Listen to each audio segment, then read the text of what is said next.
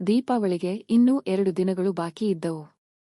ಮನೆಯಲ್ಲೆಲ್ಲ ಉತ್ಸಾಹ ಮತ್ತು ಸಂತೋಷದ ವಾತಾವರಣ ಇತ್ತು. ದೀಪಾವಳಿ ಹಬ್ಬಕ್ಕಾಗಿ ನನ್ನ ಅತ್ತೆ ಮತ್ತು ಅವರ ಮಗ ಪ್ರತೀಕ್ ನಮ್ಮ ಮನೆಗೆ ಬಂದಿದ್ದರು. ಪ್ರತೀಕ್ ನೋಡಲು ಬಹಳ ಸುಂದರ, ಎತ್ತರ, ಗೌರವರ್ಣದ ಮತ್ತು ಆಕರ್ಷಕ ವ್ಯಕ್ತಿತ್ವದವನಾಗಿದ್ದ. ಅವನು ನನ್ನಕ್ಕಿಂತ 2 ವರ್ಷ ದೊಡ್ಡವನು. ಅಂದು ಸಂಜೆ ನಾನು ಟೆರೇಸ್ ಮೇಲೆ ಹೋಗಿದ್ದೆ. ತಣ್ಣನೆಯ ಗಾಳಿಯಲ್ಲಿ ಆಕಾಶದಲ್ಲಿ ನಕ್ಷತ್ರಗಳ ಸುವರ್ಣ ಹೊಳಪು ಹರಡಿತ್ತು. ಕಾಕತಾಳೀಯವಾಗಿ ಪ್ರತೀಕ್ ಕೂಡ ಅಲ್ಲೇ ನಿಂತಿದ್ದ. ಎಲ್ಲೆಡೆ ಕತ್ತಲು ಮತ್ತು ನಮ್ಮ ಮುಖಗಳ ಮೇಲೆ ಕೇವಲ ಚಂದ್ರನ ಬೆಳಕು ಬೀಳುತ್ತಿತ್ತು. ನಾವಿಬ್ಬರೂ ಒಬ್ಬರಿಗೊಬ್ಬರು ಬಹಳ ಹತ್ತಿರದಲ್ಲಿ ನಿಂತಿದ್ದೆವು. ಅವನು ಮೆಲ್ಲಗೆ ನನ್ನ ಕೈಯನ್ನು ತನ್ನ ಕೈಯಲ್ಲಿ ಹಿಡಿದು ನನ್ನನ್ನು ಹತ್ತಿರಕ್ಕೆ ಎಳೆದುಕೊಂಡ. ನನ್ನ ಹೃದಯ ಜೋರಾಗಿ ಬಡಿದುಕೊಂಡಿತು. ನನ್ನ ಮುಖ ಅವನ ಮುಖಕ್ಕೆ ಅಷ್ಟೊಂದು ಹತ್ತಿರವಾಯಿತು ಎಂದರೆ ನಮ್ಮ ಉಸಿರಿನ ಶಬ್ದ ಕೂಡ ಕೇಳುತ್ತಿತ್ತು. ಆ ಕ್ಷಣದಲ್ಲಿ ಸಮಯವೇ ನಿಂತು ಹೋಗಿತ್ತು. ಮುಂದೆ ಏನಾಯಿತು ಎಂಬುದನ್ನು ಇಂದು ನಾನು ನಿಮಗೆ ಹೇಳುತ್ತೇನೆ. ನಮಸ್ಕಾರ ಸ್ನೇಹಿತರೆ, ನನ್ನ ಹೆಸರು ನಿಖಿತಾ. ನನಗೆ 27 ವರ್ಷ. ನಾನು ವಿಧವೆ. ನನ್ನ ಪತಿಯ ನಿಧನವಾಗಿ ಈಗ 2 ವರ್ಷಗಳು ಕಳೆದಿವೆ. ಆದರೆ ನನ್ನ ದುಃಖ ಹಾಗೆಯೇ ಉಳಿದಿತ್ತು. ಮನಸ್ಸಿನ ಖಾಲಿ ಜಾಗ ತುಂಬುತ್ತಿರಲಿಲ್ಲ. ದೀಪಾವಳಿ ಹತ್ತಿರ ಬಂದಿತ್ತು. ಮಾರುಕಟ್ಟೆಯಿಂದ ತಿಂಡಿಯು ತಿನಿಸುಗಳ ಸಾಮಾನುಗಳನ್ನು ತಂದು ಇಟ್ಟಿದ್ದೆವು. ನಾನು ಮತ್ತು ನನ್ನ ತಾಯಿ ಇಬ್ಬರೂ ಸೇರಿ ದೀಪಾವಳಿಯ ತಿಂಡಿ ತಯಾರಿಸುತ್ತಿದ್ದೆವು. ದೀಪಾವಳಿಗೆ 2 ದಿನಗಳ ಮೊದಲು ಅತ್ತೆ ಮತ್ತು ಅವರ ಮಗ ಪ್ರತೀಕ್ ನಮ್ಮ ಮನೆಗೆ ಬರುತ್ತಿದ್ದರು. ಪ್ರತೀಕ್ ನನಗಿಂತ 2 ವರ್ಷ ದೊಡ್ಡವನು ಮತ್ತು ತುಂಬಾ ಸುಂದರವಾಗಿದ್ದ. ನನ್ನ ಮದುವೆಯ ನಂತರ ನಾನು ಅವನನ್ನು ನೋಡಿರಲಿಲ್ಲ. ನಾನು ವಿಧವೆಯಾದ ಕಾರಣ ಅವನು ಮತ್ತು ಅತ್ತೆ ನನ್ನನ್ನು ಭೇಟಿಯಾಗಲು ಬರುತ್ತಿದ್ದರು ಮತ್ತು ನಮ್ಮೊಂದಿಗೆ ದೀಪಾವಳಿಯನ್ನು ಆಚರಿಸಲಿದ್ದರು. ದೀಪಾವಳಿಗೆ 1 ದಿನ ಬಾಕಿ ಇತ್ತು. ಮಧ್ಯಾಹ್ನ ನಾನು ಮತ್ತು ತಾಯಿ ಚಕ್ಕಲಿ ಮಾಡುತ್ತಾ ಕುಳಿತಿದ್ದೆವು. ಅಷ್ಟರಲ್ಲಿ ಬಾಗಿಲಿನ ಬೆಲ್ ಆಯಿತು. ನಾನು ಬಾಗಿಲು ತೆರೆದೆ. ಅತ್ತೆ ಮತ್ತು ಪ್ರತೀಕ್ ನಿಂತಿದ್ದರು. ಅವರ ಕೈಯಲ್ಲಿ ಕೆಲವು ಬ್ಯಾಗ್ಗಳಿದ್ದವು. ನಾನು ಇಬ್ಬರನ್ನೂ ನೋಡಿದೆ ಮತ್ತು ಕ್ಷಣಕಾಲ ನನ್ನ ದೃಷ್ಟಿ ಪ್ರತೀಕ್ ಮೇಲೆ ನಿಂತಿತು. ಅವನು ಮೊದಲಿಗಿಂತಲೂ ಹೆಚ್ಚು ಹ್ಯಾಂಡ್ಸಮ್ ಆಗಿ ಕಾಣುತ್ತಿದ್ದ. ಗೌರವರ್ಣ, ಲವ್ ಗಡ್ಡದ ಶೇಡ್ ಮತ್ತು ಸರಳವಾದರೂ ಸ್ಮಾರ್ಟ್ ಬಟ್ಟೆಗಳು. ನನ್ನ ಮನಸ್ಸಿನಲ್ಲಿ ಒಂದು ಮೃದುವಾದ ಅಲೆ ಎದ್ದಿತು. ನಾನು ನಗುತ್ತಾ ಅವರನ್ನು ಒಳಗೆ ಕರೆದೆ. ಅವರು ಸೋಫಾದ ಮೇಲೆ ಕುಳಿತುಕೊಂಡರು ಮತ್ತು ನಾನು ತಾಯಿಗೆ ಕರೆದೆ. ತಾಯಿ ನೀರಿನ ಗ್ಲಾಸ್ಗಳೊಂದಿಗೆ ಬಂದರು. ಸ್ವಲ್ಪ ಸಮಯದ ನಂತರ ತಾಯಿ, ನಿಖಿತಾ, ಚಹಾ ಮಾಡು ಎಂದು ನನಗೆ ಹೇಳಿದರು. ನಾನು ಅಡುಗೆಮನೆಗೆ ಹೋದೆ ಮತ್ತು ಅತ್ತೆ ಮತ್ತು ಪ್ರತೀಕ್ಗಾಗಿ ಚಹಾ ಇಟ್ಟೆ. ಸ್ವಲ್ಪ ಸಮಯದಲ್ಲೇ ಚಹಾ ಸೋಸಿ 3 ಕಪ್ಗಳಲ್ಲಿ ತುಂಬಿ ಟ್ರೇನಲ್ಲಿ ತೆಗೆದುಕೊಂಡು ಹೊರಗೆ ಬಂದೆ. ಮೊದಲು ತಾಯಿಗೆ, ನಂತರ ಅತ್ತೆಗೆ ಮತ್ತು ಕೊನೆಯಲ್ಲಿ ಪ್ರತೀಕ್ಗೆ ಚಹಾ ಕೊಟ್ಟೆ. ಚಹಾ ಕೊಡುವಾಗ ನಮ್ಮ ದೃಷ್ಟಿಗಳು ಒಂದಕ್ಕೊಂದು ಸೇರಿದವು. ಕೆಲವು ಕ್ಷಣಗಳು ನಾವಿಬ್ಬರೂ ಒಬ್ಬರನ್ನೊಬ್ಬರು ನೋಡುತ್ತಲೇ ಇದ್ದೆವು. ಆ ನೋಟದಲ್ಲಿ ಶಬ್ದಗಳಿರಲಿಲ್ಲ, ಕೇವಲ ಏನೋ ಮೃದುವಾದ, ಬೆಚ್ಚನೆಯ ಭಾವನೆ ಇತ್ತು. ನಾನು ಬೇಗನೆ ದೃಷ್ಟಿ ತಿರುಗಿಸಿ ಸ್ವಲ್ಪ ದೂರ ಹೋಗಿ ಕುಳಿತುಕೊಂಡೆ. ಅತ್ತೆ ನನ್ನನ್ನು ಹತ್ತಿರ ಕರೆದರು. ನಾನು ಹೋಗಿ ಅವರ ಪಕ್ಕದಲ್ಲಿ ಕುಳಿತುಕೊಂಡೆ. ಮತ್ತು ನನ್ನ ಪಕ್ಕದಲ್ಲೇ ಪ್ರತೀಕ್ ಕುಳಿತ.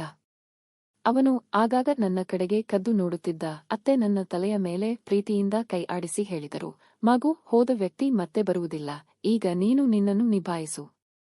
ಯಾವುದಾದರೂ ಕೆಲಸ ಅಥವಾ ವ್ಯವಹಾರ ಶುರು ಮಾಡು, ಇಲ್ಲವೇ 2ನೇ ಮದುವೆ ಮಾಡಿಕೋ. ಜೀವನ ನಿಲ್ಲುವುದಿಲ್ಲ ಕಣೆ.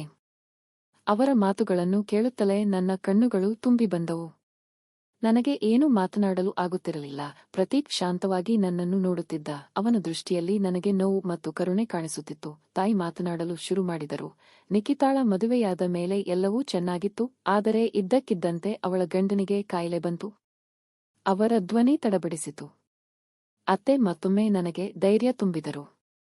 ನಾನು ಮೆಲ್ಲನೆಯ ಧ್ವನಿಯಲ್ಲಿ ಹೇಳಿದೆ, ನಾನು ಪ್ರಯತ್ನಿಸುತ್ತಿದ್ದೇನೆ ಅತ್ತೆ, ಆದರೆ ಈ ಮನಸ್ಸು ಕೇಳುತ್ತಿಲ್ಲ. ಅತ್ತೆ ಪ್ರೀತಿಯಿಂದ ಹೇಳಿದರು, ಹೋಗ್ಲಿ ಬಿಡು, ನಿಧಾನವಾಗಿ ಎಲ್ಲವೂ ಸರಿಹೋಗುತ್ತದೆ. ಹೀಗೆ ಮಾತಾಡುತ್ತಾ ನಾವು ಸ್ವಲ್ಪ ಸಮಯ ಮಾತನಾಡಿದೆವು.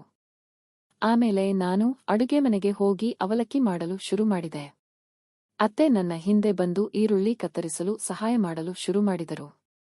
ಅವರ ಕೈಯಲ್ಲಿದ್ದ ಆ ಸ್ಪರ್ಶದಲ್ಲಿ ಒಂದು ಪ್ರೀತಿ ಇತ್ತು. ನಾನು ಮನಸ್ಸಿನಲ್ಲೇ ಯೋಚಿಸಿದೆ, ಅತ್ತೆಯೊಂದಿಗೆ ಅಲ್ಲ, ಈ ಮನೆಯಲ್ಲಿ ಈಗ ಮತ್ತೆ ಮಾನವೀಯತೆಯ ಬೆಚ್ಚಗಿನ ಭಾವನೆ ಮರಳಿ ಬಂದಿದೆ. ಅವಲಕ್ಕಿ ತಯಾರಾಯಿತು ಮತ್ತು ನಾವೆಲ್ಲರೂ ಉಪಹಾರ ಮಾಡಿದೆವು. ಸ್ವಲ್ಪ ಹೊತ್ತು ಮಾತನಾಡಿದೆವು. ಅಷ್ಟರಲ್ಲಿ ಅಪ್ಪ ಹೊಲದಿಂದ ಮನೆಗೆ ಬಂದರು. ಅವರು ಅತ್ತೆ ಮತ್ತು ಪ್ರತೀಕ್ ಅವರನ್ನು ಸ್ವಾಗತಿಸಿದರು. ಅಪ್ಪ ಪ್ರತೀಕ್ಗೆ, ಏನೋ ಈಗ ಮದುವೆ ಬಗ್ಗೆ ಏನಾದರೂ ನೋಡುತ್ತಿದ್ದೀಯಾ ಅಂತ ಕೇಳಿದರು. ಪ್ರತೀಕ್ ನಕ್ಕನು ಮತ್ತು ಹೌದು ಮಾಮ, ಹುಡುಗಿಯರನ್ನು ನೋಡುತ್ತಿದ್ದೇನೆ. ಯಾರಾದರೂ ಒಳ್ಳೆಯವಳು ಸಿಕ್ಕರೆ ಯೋಚಿಸುತ್ತೇನೆ ಎಂದನು. ಅವನ ಆ ನಗುವಿನ ಮುಖವನ್ನು ನೋಡಿ ನನ್ನ ಮನಸ್ಸು ಏನೋ ಸ್ವಲ್ಪ ಬಡಿದುಕೊಂಡಿತು. ಸಂಜೆ ಆಯಿತು. ನಾನು, ತಾಯಿ ಮತ್ತು ಅತ್ತೆ ಸೇರಿ ಅಡುಗೆ ಮಾಡಿದೆವು.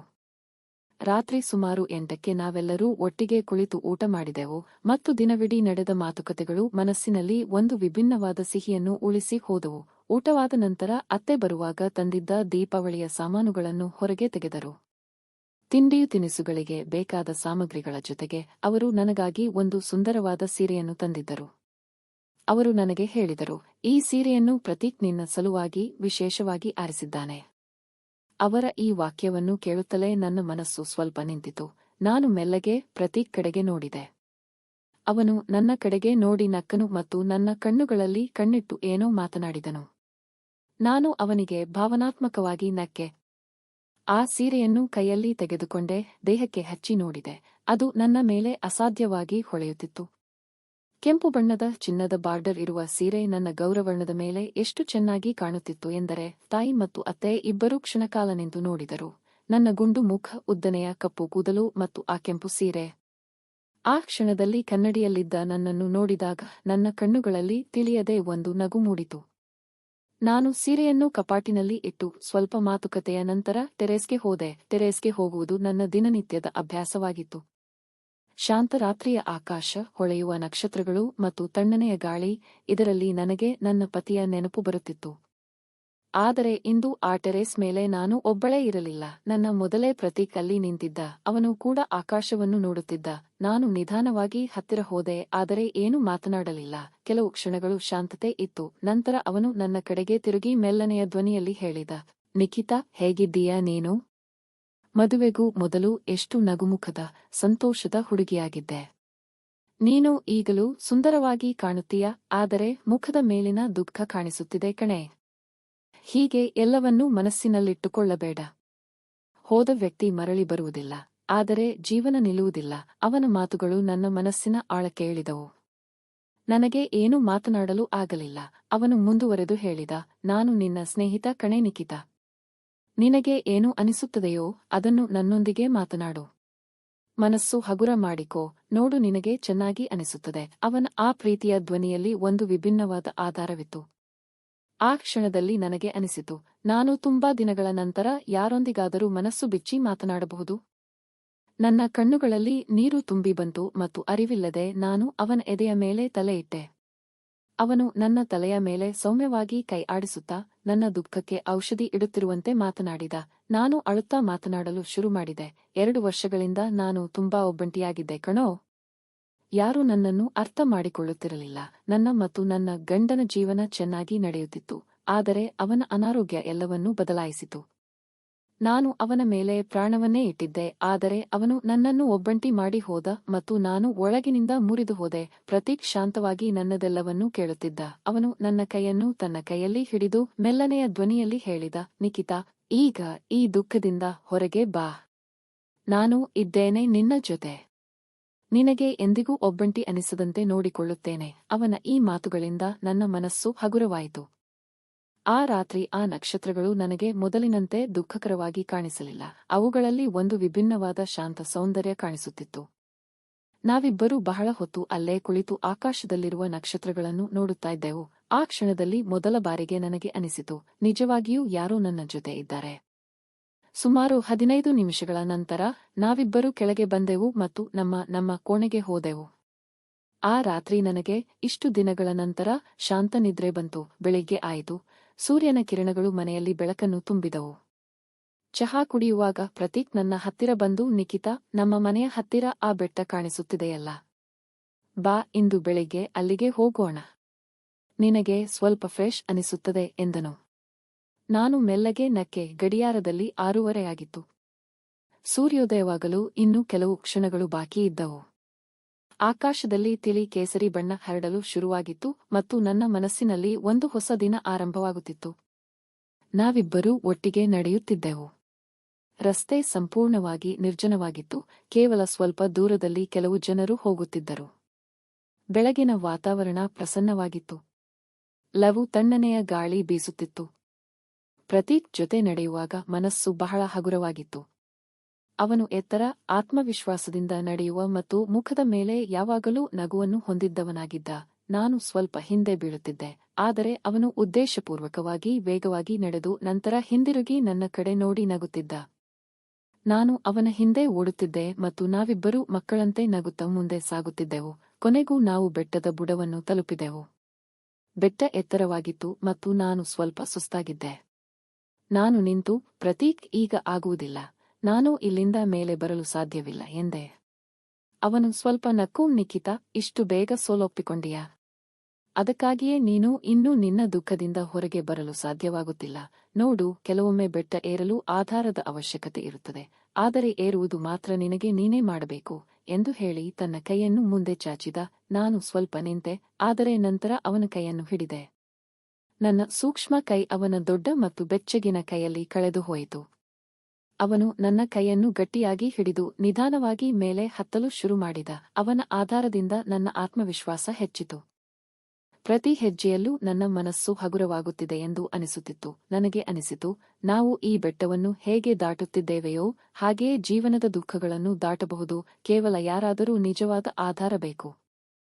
ಕೊನೆಗೆ ನಾವು ಬೆಟ್ಟದ ಶಿಖರವನ್ನು ತಲುಪಿದೆವು. ಆ ಕ್ಷಣದಲ್ಲಿ ಸೂರ್ಯ ಹೊಸದಾಗಿ ಉದಯಿಸುತ್ತಿದ್ದ. ಅದರ ಸುವರ್ಣ ಬೆಳಕು ಆಕಾಶದಲ್ಲಿ ಹರಡುತ್ತಿತ್ತು ಮತ್ತು ಆ ಬೆಳಕಿನಲ್ಲಿ ಪ್ರತೀಕ್ ಮುಖ ಉಜ್ವಲವಾಗಿ ಕಾಣುತ್ತಿತ್ತು.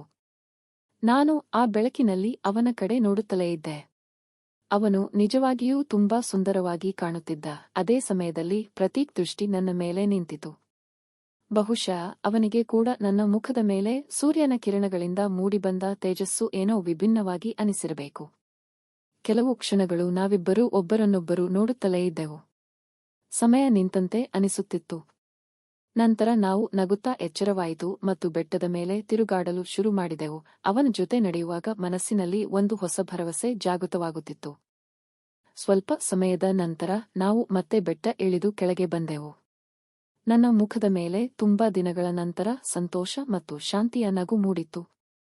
ಮನೆಗೆ ತಲುಪಿದಾಗ ಅಪ್ಪ-ಅಮ್ಮ ಆಶ್ಚರ್ಯದಿಂದ ಹೇಳಿದರು, ಅರೆ ಪ್ರತೀಕ್, ನೀನು ಬಂದಾಗಿನಿಂದ ನಿಖಿತಾ ಮೊದಲ ಬಾರಿಗೆ ಮನೆಯಿಂದ ಇಷ್ಟು ದೂರ ಹೋಗಿದ್ದಾಳೆ. ಇದು ದೊಡ್ಡ ಯಶಸ್ಸು ಎನ್ನಬೇಕು. ಅಪ್ಪ ನಕ್ಕರು. ಅತ್ತೆ ಮತ್ತು ತಾಯಿ ನನ್ನ ಕಡೆಗೆ ಹೆಮ್ಮೆಯಿಂದ ನೋಡಿದರು. ನಾನು ನಾಚಿಕೊಂಡೆ, ಆದರೆ ಮನಸ್ಸಿನಲ್ಲಿ ಸಂತೋಷ ತುಂಬಿತ್ತು. ಮರುದಿನ ದೀಪಾವಳಿ ಇತ್ತು. ಬೆಳಿಗ್ಗೆಯಿಂದ ಮನೆಯಲ್ಲಿ ಗಡಿಬಿಡಿ, ಸಂತೋಷ ಮತ್ತು ಪಟಾಕಿಗಳ ಶಬ್ದ ಶುರುವಾಗಿತ್ತು. ಎಲ್ಲೆಡೆ ದೀಪಗಳ ಸಾಲುಗಳು ಮತ್ತು ಆಕಾಶದಲ್ಲಿ ಹೊಳಪು ಇತ್ತು. ನಮ್ಮ ಮನೆಯ ಬಾಗಿಲಲ್ಲಿಯೂ ಒಂದು ಸುಂದರವಾದ ಆಕಾಶ ಬುಟ್ಟಿ ನೇತಾಡುತ್ತಿತ್ತು. ಅದರಲ್ಲಿ ಬಲ್ಬ್ ಅಳವಡಿಸಬೇಕಿತ್ತು. ಪ್ರತೀಕ್ ಸ್ಟೂಲ್ ಮೇಲೆ ಏರಿ ಕುಳಿತ ಮತ್ತು ನಾನು ಅವನಿಗೆ ಬಲ್ಬ್ ಕೊಡಲು ಹೋದೆ. ನಾನು ಬಲ್ಬ್ ಅವನ ಕೈಯಲ್ಲಿ ಕೊಟ್ಟೆ ಮತ್ತು ಅವನು ಅದನ್ನು ಅಳವಡಿಸುತ್ತಿದ್ದಂತೆ ಅದು ತಟ್ಟನೆ ಉರಿಯಿತು. ಆ ಬೆಳಕಿನಲ್ಲಿ ಅವನ ಮುಖ ಉಜ್ವಲವಾಯಿತು. ಆ ಬೆಚ್ಚಗಿನ ಬೆಳಕು ಅವನ ಕಣ್ಣುಗಳ ಮೇಲೆ, ತುಟಿಗಳ ಮೇಲೆ ಮತ್ತು ಹಣೆಯ ಮೇಲೆ ಬೀಳುತ್ತಿತ್ತು ಮತ್ತು ನನಗೆ ಅವನು ಆ ಕ್ಷಣದಲ್ಲಿ ದೇವರಂತೆ ಕಾಣಿಸಿದ. ನನ್ನ ಹೃದಯ ಜೋರಾಗಿ ಬಡಿದುಕೊಳ್ಳಲು ಶುರು ಮಾಡಿತು ಮತ್ತು ಪ್ರತೀಕ್ ನನ್ನ ಮನಸ್ಸಿನಲ್ಲಿ ಎಲ್ಲೋ ಒಂದು ಕಡೆ ಮನೆ ಮಾಡಿದ್ದಾನೆ ಎಂದು ನನಗೆ ಅನಿಸಿತು. ಅವನು ಕೆಳಗೆ ಇಳಿದ. ನಾವಿಬ್ಬರೂ ಒಟ್ಟಿಗೆ ಪಟಾಕಿಗಳನ್ನು ಹಾರಿಸಲು ಶುರು ಮಾಡಿದೆವು. ನನ್ನ ಮುಖದ ಮೇಲೆ ಸಂತೋಷವಿತ್ತು, ಕಣ್ಣುಗಳಲ್ಲಿ ಹೊಳಪು ಇತ್ತು. ದುಃಖದ ಛಾಯೆ ಎಲ್ಲೋ ದೂರ ಹೋಗಿತ್ತು. ಅಪ್ಪ, ಅಮ್ಮ ಮತ್ತು ಅತ್ತೆ ನನ್ನನ್ನು ನೋಡುತ್ತಿದ್ದರು ಮತ್ತು ಅವರ ಮುಖಗಳ ಮೇಲೂ ನಗು ಇತ್ತು. ನಾನು ಮತ್ತೆ ಜೀವಂತವಾಗಿ ಬದುಕಲು ಶುರು ಮಾಡಿದ್ದೇನೆ ಎಂದು ಅವರಿಗೆ ಅನಿಸಿತು. ಪ್ರತೀಕ್ ಬಂದಾಗಿನಿಂದ ನಮ್ಮ ಮನೆಯಲ್ಲಿ ಮತ್ತೆ ಸಂತೋಷ ಮರಳಿ ಬಂದಿತ್ತು.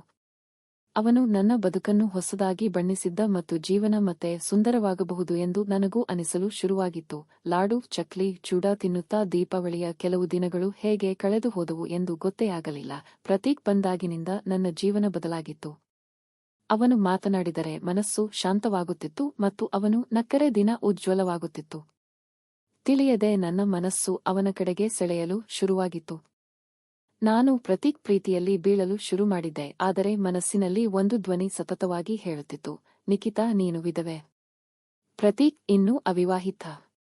ಅವನಿಗೆ ನಿನ್ನಕ್ಕಿಂತ ಎಷ್ಟೋ ಸುಂದರವಾದ ಹೊಸ ಜೀವನದ ಹುಡುಗಿ ಸಿಗುತ್ತಾಳೆ. ಆದ್ದರಿಂದ ನಾನು ನನ್ನನ್ನು ತಡೆಯಲು ಪ್ರಯತ್ನಿಸುತ್ತಿದ್ದೆ, ಆದರೆ ಪ್ರೀತಿಯನ್ನು ತಡೆಯಲು ಸಾಧ್ಯವಿದೆಯೇ? 4 ದಿನಗಳ ನಂತರ ದೀಪಾವಳಿ ಮುಗಿದಿತ್ತು. ಅದು ಸಹೋದರನಿಗೆ ಆರತಿ ಮಾಡುವ ದಿನವಾಗಿತ್ತು. ಅತ್ತೆ ಅಪ್ಪನಿಗೆ ಆರತಿ ಮಾಡಿದರು, ಸೀರೆ ಕೊಟ್ಟರು. ನಾನು ಆ ದಿನ ಪ್ರತೀಕ್ ತಂದಿದ್ದ ಸೀರೆಯನ್ನು ಧರಿಸಿದ್ದೆ.